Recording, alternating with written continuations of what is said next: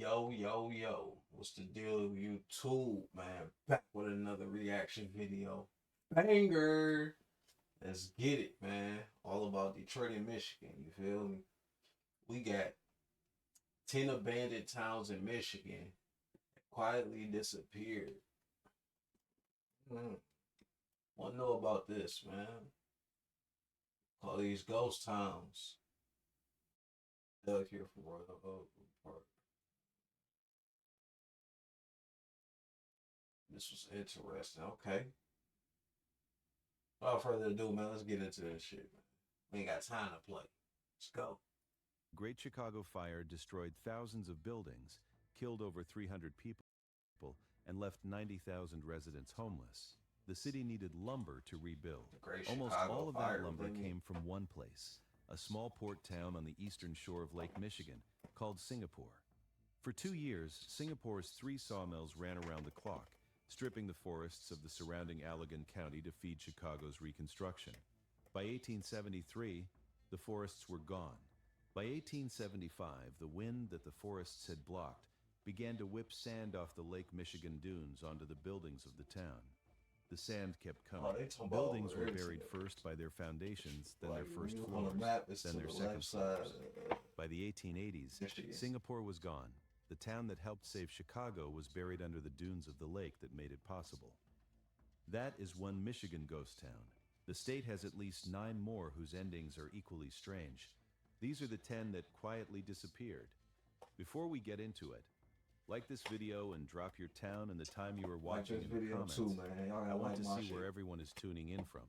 And number 3 on this list is one I bet most people in Michigan have no idea exists. Stick around. Also, do you know that there are places in America you're not supposed to know about? Towns where the ground has been on fire for 60 years. Asylums that locked people in and never let them out. Military sites the government still won't explain. I put 50 of them into one free ebook, the history, the legends, the places you can actually visit, and the ones you can't. Link in the comments section before I take it down. All right, let's get into it. Number 10, Central Mine. In the late 1850s, on the spine of the Keweenaw Peninsula in the far north of Michigan's Upper Peninsula, prospectors looking for copper discovered something extraordinary. A vein of native copper running directly through the rock at the surface. Pure metal, no smelting required, the kind of deposit that mining engineers had only seen in maps from ancient Roman texts. The Central Mining Company was incorporated in 1854. By the 1860s, the town of Central Mine had over 1,200 residents, a school, a Methodist church, company houses arranged in tidy rows along the ridge, and one of the most productive copper mines in the world. Central The Mine, Cornish Michigan. miners who worked Central Mine had brought their skills from the tin mines of Cornwall, England. They worked 12-hour shifts in shafts that descended over 1,000 feet into the rock. Google Maps. The mine captain's house sat at the top of the hill, watching over the workers' cottages below. On Sundays, the entire community climbed the hill to the Methodist church for the morning service, and 100 years later their descendants still gather there once a year. On the third Sunday of July, for an annual reunion that began in 1907 and has never been canceled. The copper ran out in 1898. The mine closed. The Cornish miners left, taking their skills to the next mine, or to Butte, Montana, or to the new copper deposits of Arizona. Some stayed, most did not. By 1910, Central Mine was a ghost, but the church is still there. The stone foundations of the mine captain's house are still there. The cemetery, which holds miners who died in their 30s of silicosis and accident, and the fevers of a town that the company doctor could not always save, is still there. And once a year on the third Sunday of July, the descendants come back. They sing the old hymns, they walk the same paths their great-great-grandfathers walked to work, and then they leave again and the town returns to the forest until next July. A town that died over 100 years ago and refuses to stay dead for one Sunday a year. Number 9, Cliff. 20 miles south of Central Mine, also on the Keweenaw Peninsula, there is a place called Cliff. It was the first major copper mining operation in the Keweenaw, and for a brief period in the 1850s, it was the richest copper mine in the United States. The town that grew up around it, called Clifton, or sometimes just Cliff, had over 1,000 residents at its peak. 2 churches, a school, a hotel, and the kind of frontier saloons that Cornish, Irish, and Finnish miners filled every Saturday night. The Cliff Mine was discovered in 1845 by a geologist You're named talking about John miners and Hayes, shit, who bro. noticed a sheet of native copper exposed on the face of a basalt cliff. The copper ran in veins that the miners followed deeper and deeper into the rock. At its peak, the Cliff Mine produced over 38 million pounds of refined copper. Some of the masses of native copper extracted from the mine weighed more than 50 tons. One specimen, I'm looking on for all display this shit on today the at the map, Michigan bro. I Tech did not see Mineral it. Museum in Houghton, is so large it had to be cut into pieces just to be removed from the shaft. The wealth that the Cliff Mine generated transformed the Keweenaw. Investors in Boston and New York made fortunes. The mining company built infrastructure across the peninsula. Workers came from Cornwall, Ireland, Italy, and Finland, attracted by wages that were higher than almost any other industrial work in the country. By the 1870s, the rich veins were exhausted. The mine closed. The workers moved on to Calumet, to Hancock, to the newer mines further south. The town of Clifton emptied within a decade. By 1890, the church was empty. By 1900, the school was closed. By the 1920s, the buildings had been salvaged for lumber or had collapsed entirely. What remains is the cliff itself, an exposed basalt face 50 feet high, and a cemetery up the hill with the graves of the miners who died here. The town that started Michigan's copper boom is now a parking lot, a trail, and a few stone foundations in the forest. The first place to make the Keweenaw rich is now the first place the Keweenaw forgot. Number 8. Welcome to the Google Career Certificate, Number 8, focused on Arrow. cybersecurity. Oh, Throughout wow. this program, you'll gain hands-on Nah, practice if he say with something about some detecting and miners here responding too, to man. attacks, Like, protecting goddamn, networks, all these and miners writing just code made to niggas automate leave. tasks.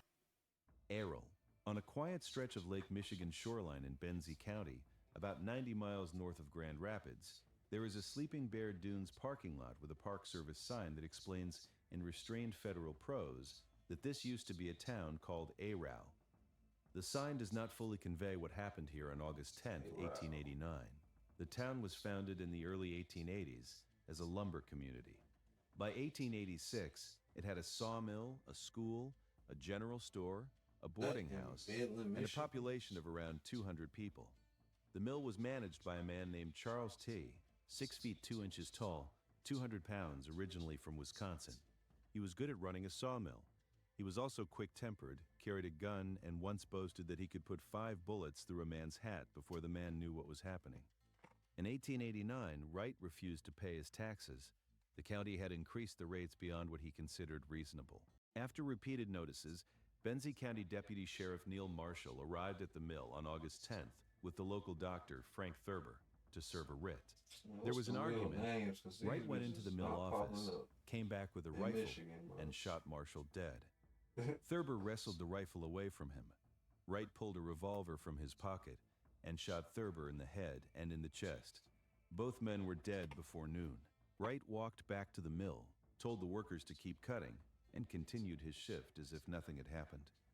When news of the murders reached the county seat, a posse of 20 men was raised from Benzonia and Beulah. Wright had already fled into the woods. The posse arrived at Errol, found Wright's Native American interpreter, a man named Peter Lahala, and demanded to know where Wright was hiding. When Lahala refused, the posse hanged him by the neck from a tall pine tree in the center of town. They told him to kick his legs if he wanted to talk. Before he died, members of the posse emerged from the woods with Wright in custody, and Lahala was cut down. Wright was convicted of 2 counts of murder and sent to Jackson State Prison for life. Yeah, oh He yeah, I served know what 10 Jackson years and is. was released. The mill burned down in State 1899. prison. That ain't The all the town way held down on there to briefly prison. under a Woo! religious commune called the Israelite House of David, I which think was that's famous for its the bearded baseball biggest team. prison The in commune Michigan. left when the Probably. timber ran out. The Bancroft family stayed until 1922. After that, nobody. The hanging tree is still there. A federal sign explains the rest. Sticking with us so far? Good, because the next 3 entries get genuinely strange. Number 5 involves a religious cult. Number 4 was built and abandoned by the terms of one man's will. Stay with us. Number 7, known such. In the Porcupine Mountains in the western Known corner of such. Michigan's Upper Peninsula, Hey, there is a copper mine called just Known about his Such. name. The mine got its name from a vein of copper that, according to local legend, was so I'm gonna put unusual this it in the had no map, equal too. anywhere else. The vein was indeed unusual, The copper was bound up in a kind of I see conglomerate no rock such that made it Kentucky. extremely difficult to refine using 19th century technology. The known such mine, opened in Man, 1867, this nigga talking about struggled to mine extract its though. copper No such profitably for mine. decades. The town that grew up around the mine was built in a narrow valley between It's forested in ridges. At its peak, Ontonagon it had County, around Michigan. 300 residents, a company store, a school, and the kind of isolated frontier life that characterized most of the Porcupine Mountains in the late 19th century. The closest town of any size was Ontonagon, 20 miles away over rough roads. What killed Nonsuch was not just the difficulty of refining the I copper, guess if y'all can it was see the that. geography. The town was buried in winter. Snow piled up to the eaves of the houses. Supplies could not reach the I can see community for weeks roads at a and time. shit. Workers grew sick from a combination of cold, isolation, and the dust of the mine. The Nonsuch Mining Company tried multiple times to make the operation profitable. They tried new Oh, that shit refining all the way up techniques. there in the They upper tried importing Peninsula. experts from Britain and Germany. Nothing worked at scale. The mine closed for good in 1912. The town emptied within a few years. The buildings were either I can just dismantled see for that. materials or left to collapse under the snow. The Porcupine Mountains were eventually protected as Michigan's largest state park, and the site of Nonsuch became a stop on a hiking trail. Today, you can hike to the ruins from the Lake of the Clouds parking area. The walk is about 2 miles through dense hardwood forest. When you arrive, what remains is a series of stone foundations, the rusted remains of mining equipment, and a small clearing that used to be the town square. The forest has reclaimed almost everything else. A copper mine that nobody could quite figure out, in a valley nobody could quite reach, abandoned because the weather was always going to win. Number 6, Mandan, at the end of a dirt road in the Keweenaw Peninsula, past the village of Copper Harbor, past the lighthouse at the very tip of Michigan, there is a place called Mandan. It is sometimes called the end of the road Keweenaw because the County. road literally ends there. Beyond Mandan is forest and water and, eventually, That Lake shit Superior. 8 hours away from where I'm There is at. no from continuing Detroit. route. Mandan was That's a crazy. copper mining town established in the 1860s. At its peak, it had several hundred residents, a school, That a been church, super up and the above. same Cornish mining community that populated Like at most the of the top of Keweenaw fucking mines. What Lake made Mandan Superior. distinct was its isolation. It was the most northern, the most remote, and the most weather-exposed of the Keweenaw mining towns. Winter storms off Lake Superior buried the town under snow that did not fully melt until June. Supplies arrived by ship in summer and by sled in winter, when the ice on Lake Superior allowed. The mine closed in the 1870s after a relatively short period of operation. The town held on for a few decades, supported by a small fishing economy and the diminished mining work in the area. By the 1920s, Mandan was effectively empty. What remains today is one of the most evocative ghost town sites in Michigan. A few abandoned company houses are still standing, their wooden frames weathered gray by over a century of Lake Superior weather. The foundations of the mining buildings are visible in the forest. The cemetery, small and overgrown, holds the graves of Cornish miners who died here in the 1860s, and whose families never returned to claim them. The reason most people have never heard of Mandan is the same reason it died. You cannot easily get there. The dirt road that leads to it is barely maintained. There is no signage in the village of Copper Harbor pointing you toward Mandan. Locals will tell you about it if you ask, but they will also tell you to bring water, fuel, and a vehicle you do not mind scratching. The end of the road, at the end of the peninsula, at the top of the state. Mandan does not appear on most maps for a reason.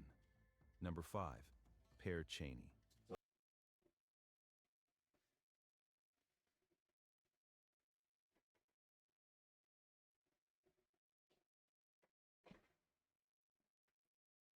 About 10 miles southeast of Grayling What is city number you 5, say?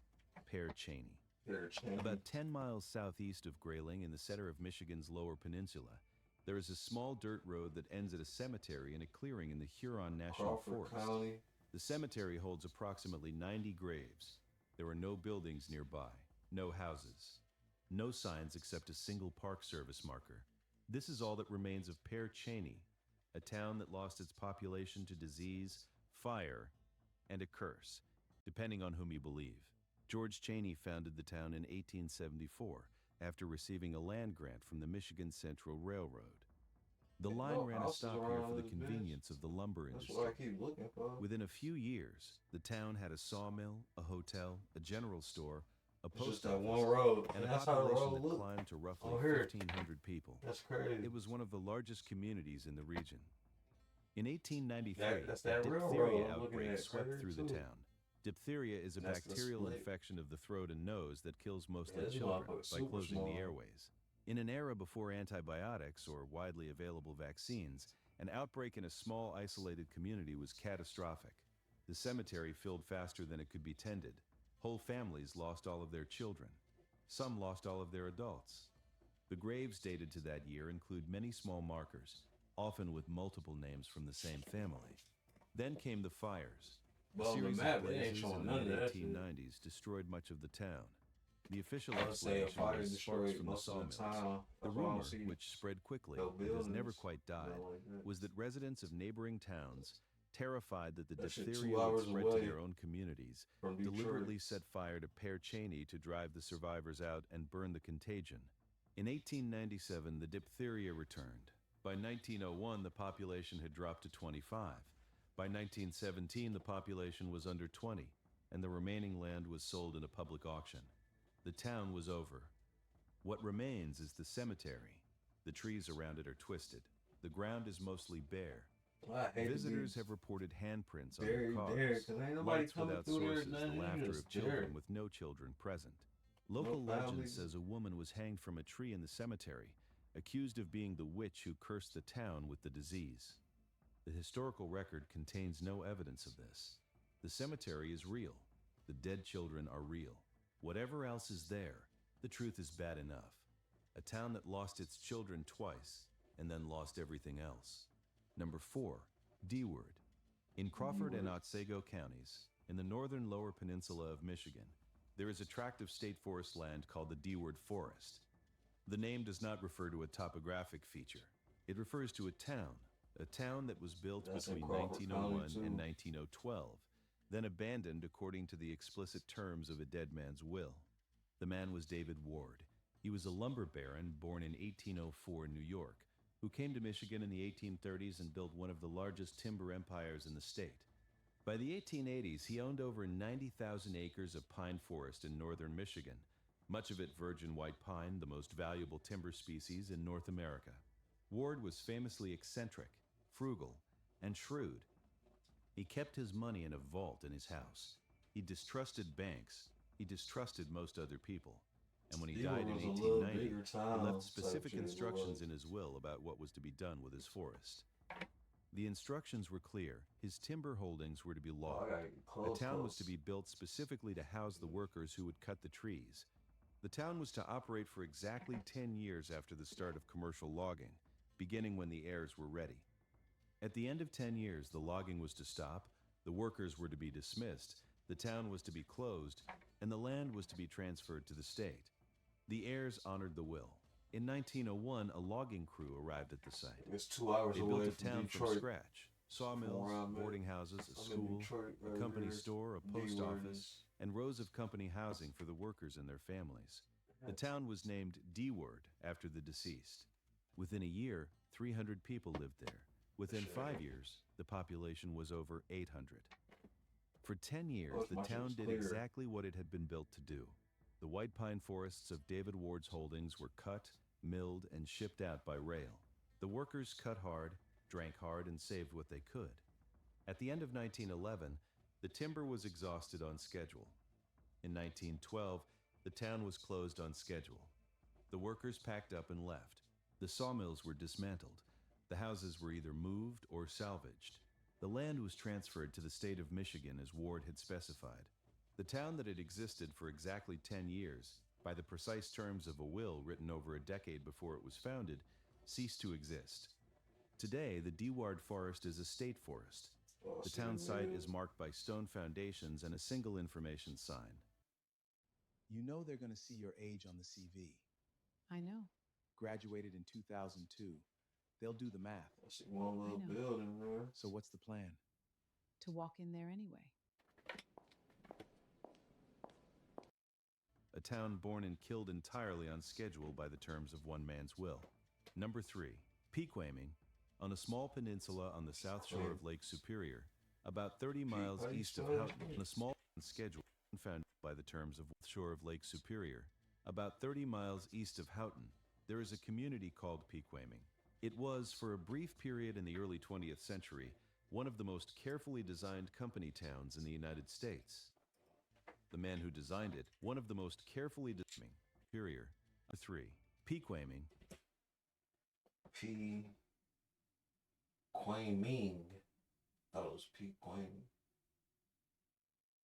All right, we're back to it. On a small peninsula on the south shore of Lake Superior, about 30 miles east of Houghton, there is a community 7 hours called away.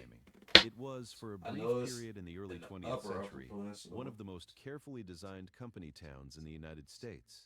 The man who designed it was Henry Ford. Ford did not invent Pequaming. The town had existed since the 1870s as a lumber community owned by the Hebert family, who ran a sawmill at the end of the peninsula. By the 1920s, the Hebert operation was struggling. In 1923, Ford bought the entire town: sawmill, houses, store, school, every building. He paid roughly $700,000 for the lot. Ford had been buying up timber operations across the Upper Peninsula. He needed lumber for the wooden body panels of his Model T automobiles. He decided that Pequaming would not just be a lumber town for the Ford Motor Company. It would be a model community. He renovated every house in the town and painted them all the same color, a specific shade of bright white with green trim. He built a new schoolhouse. He renovated the sawmill with modern equipment. He installed running water and electricity in every home, which was extraordinary for a remote Upper Peninsula community in the 1920s. He also installed Ford rules: no alcohol, no swearing in public. Workers were expected to attend church on Sundays. Their wives were expected to maintain household standards. The Ford Sociological Department, the same group that investigated his Detroit workers' home lives, would have approved of. The town's residents did not unionize. Ford did not allow it. Pequaming operated as a Ford company town for nearly 30 years. Workers loved it for the housing quality and the wages, which were above industry standard. They hated it for the surveillance and the paternalism. By the 1950s, Ford had divested most of his Upper Peninsula timber holdings. The Pequaming sawmill was sold and eventually closed. The town emptied. The white houses with green trim slowly faded and weathered and were sold to private buyers, many of whom kept them as summer cottages. Today, Pequaming is a quiet residential community of fewer than 100 year-round residents. The sawmill is gone. The store is closed. A few of the original white and green houses are still standing, recognizable to anyone who knows the Ford color scheme. Henry Ford built a utopia, made everyone wear white, and then sold it when it was no longer profitable. Number 2, Singapore. At the mouth of the Kalamazoo River, on the eastern shore of Lake Michigan, just north of present-day Saugatuck, there used to be a port town called Singapore. It was founded in 1836 by New York land speculators who believed that this stretch of Lake Michigan coast would become a major Great Lakes port, rivaling Chicago and Milwaukee. They were wrong about that, but they were not wrong that Singapore would become important.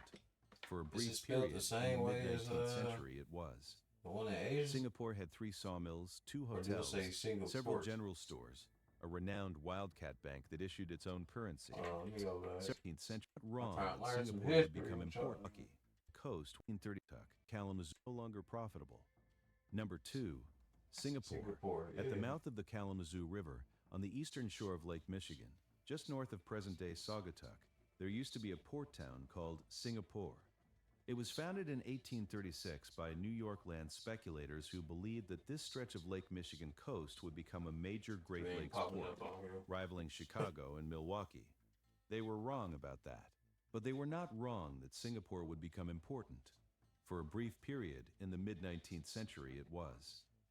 Singapore had 3 sawmills, 2 hotels, several general stores, a renowned wildcat bank that issued its own currency, a population of several hundred, and a position at the mouth of the Kalamazoo River that gave it access to vast tracts of inland white pine forest.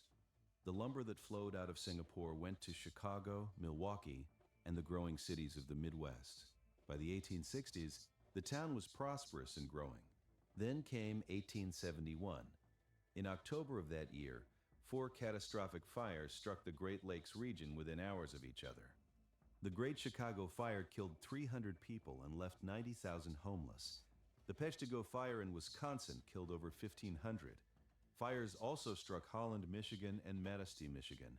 The total devastation across the region was massive, and all of those cities needed lumber to rebuild. Immediately, I think Holland will be Singapore one of stepped them up. too. Its sawmills ran around the clock for 2 years, stripping the forests around the Kalamazoo River to feed Chicago's reconstruction. By 1873, the forests within reach of Singapore were largely gone. The trees that had grown for hundreds of years were now buildings in Chicago. But the trees had been doing something else too. They had been blocking the wind off Lake Michigan from carrying sand inland from the dunes. Without the trees, the wind had nothing to stop it. By the mid-1870s, sand began to drift into Singapore. Streets filled first, then doorways, then first floors of buildings, then second floors.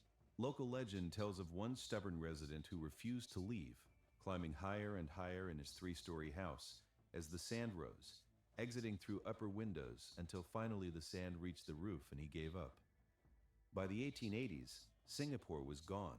Most buildings were salvaged and floated down the Kalamazoo to Saugatuck on barges. Damn. What could not be moved was abandoned and buried. That's a whole By nother the early city. 20th century, no trace remained on the surface. Today, the site of Singapore is privately owned land just north of Saugatuck. It cannot be legally visited on foot without permission, but the dunes are still there. The sand is still moving. And somewhere beneath those dunes, archaeologists believe, the timber frames of 19th century buildings are still preserved, dry and intact, waiting to be excavated if anyone ever decides it is worth doing. A town that helped save Chicago then was buried by the lake that made the trade possible. And number 1, Fayette, on the Garden Peninsula, a thin finger of land jutting south into Lake Michigan from Michigan's Upper Peninsula. There is a natural harbor called Snailship into Lake Michigan. Fayette, on the Garden Peninsula, a thin finger of land jutting south into Lake Michigan from Michigan's Upper Peninsula. There is a natural harbor called Snailshell Harbor. It is named for its curved shape, 5 hours which provides away. shelter from Lake Michigan storms. White Detroit. limestone cliffs rise from the water around the harbor. The forest comes down to the shoreline, and on the western side of the harbor, on the limestone bluff, shit closer to stand the Green Bay, preserved Wisconsin, remains of man. one of the best preserved ghost towns in the United States. The town is Fayette. It was founded in 1867 by the Jackson Iron Company of Cleveland, Ohio. The company's general manager, a man named Fayette Brown, had identified the location as ideal for an iron smelting operation. The harbor could ship raw materials in and finished pig iron out. The limestone cliffs provided flux to That's the purify harbor the iron right during there. smelting. The surrounding hardwood forests provided the wood that would be burned into charcoal to fuel the blast furnaces. Every ingredient the smelting process But required these was pictures within showing walking a lot of distance. houses and shit. Within months, Fayette had 2 enormous blast furnaces, a charcoal kiln complex, a machine shop, a hotel, a company store, a school, and rows of housing for the workers and their families. By the 1870s, the town had nearly 500 residents, most of them immigrants from Canada, Finland, Norway, and other parts of Europe. They worked the furnaces, chopped the wood, burned the charcoal, and operated the machinery that produced pig iron for the steel mills of the lower Great Lakes. The town had a cornet band, a baseball team, a horse racing track, an opera house, and the kind of self-sufficient industrial culture that defined company towns of the era. The Jackson Iron Company controlled almost everything: the housing, the store, the doctor, the pay scale, the rules of conduct. Workers were paid monthly, with deductions for store debts, medical fees, and any other charges the company chose to assess. A coal forker named Trout Doogie earned $44.80 for 28 days of work in 1878 and took home $18.28 after the company's deductions. By 1891, the operation was no longer profitable. The hardwoods within reach of Fayette had been exhausted, and newer steelmaking technologies in the East were making the pig iron Fayette produced obsolete. The Jackson Iron Company closed the operation. The furnaces went cold. The workers moved on. Most of the town emptied within a year. About 20 residents stayed behind, adapting to fishing and farming. In 1959, the state of Michigan purchased the site and turned it into Fayette Historic State Park. The state has preserved nearly 20 buildings in their original condition. The blast furnaces still stand. partially intact. The company store still has its counter. The hotel still has its dining room. The opera house still has its stage. Visitors can walk through what was, for 2.5 decades, one of the most productive iron-making communities in the country. What makes Fayette extraordinary is not just the preservation, it is the silence. The blast furnaces that defined the soundscape of the town for 24 years have been silent for over a century. The harbor that ferried millions of tons of material in and out is now used by recreational boats. The opera house that hosted traveling performers does not hear music anymore. The schools have no children, the houses have no families.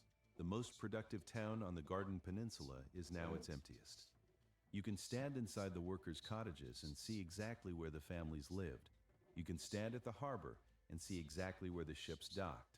You can stand at the base of the blast furnaces and look up at structures that produced 230,000 tons of pig iron and now produce nothing at all. A town that did everything it was built to do, then quietly stopped and refused to fall apart. Michigan's ghost towns died the same way most ghost towns die. The lumber ran out, the copper played out, the iron stopped being profitable, the railroad rerouted, the disease swept through, the sand moved in, the will expired. The Henry Ford project ended. But what Michigan has in unusual abundance is the evidence. Hundreds of these towns are still findable, in the forests and along the back roads and at the ends of dirt tracks that nobody maintains anymore. Foundations in the woods, cemeteries with no churches, post office addresses that no longer exist, houses that nobody has lived in for over 100 years. The state has more ghost towns than almost any other east of the Mississippi River, and most of them are not on any tourist map. They sit where they sat when their last residents left. The forest closes over them. The lake erodes them. The snow buries them. And every once in a while, someone drives down a dirt road, sees a foundation in the trees, and realizes that something used to be here. That is most of Michigan, if you know where to look. If you found this video as strange as I did, subscribing takes 1 second, and it helps us keep making these. Michigan got Thanks a lot for of watching. history, Every man. I video want to check put some out of that takes shit real out time for and real. effort, and delivering quality feel me? content to you will always be my priority. If you would like to support my really channel, do. even something as simple as buying me a coffee goes a long way. Just scan the Anybody QR buying you no code on damn your coffee, screen or man. click the link in the comment section of this video. It may seem small, but it truly means the world to me. Anyway, that's the end of that video, man. YouTube, make sure y'all like, comment, share, subscribe, download, all that shit, man. You feel me? Tell me what y'all think about these hidden towns and stuff. I wish I would have had the map up, well, where y'all can see it, but y'all can check it out yourself, man. Rizzo was in the building. I'm out this motherfucker.